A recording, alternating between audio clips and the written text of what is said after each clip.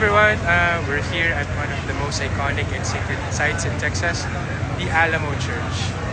Well, this building behind me isn't just a photo backdrop, it's the original chapel of Mission San Antonio de Padua, built in the 1700s by Spanish missionaries. The Alamo later became the setting for one of the most famous battles in American history, the Battle of the Alamo in 1836.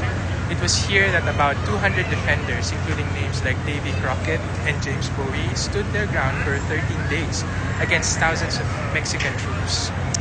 They lost the battle, but their courage inspired Texas to fight on and eventually win its independence. Standing here today, it's quiet, but the weight of what happened here is still very present. This isn't just a tourist stop, it's a place to remember sacrifice, courage, and the cost of freedom.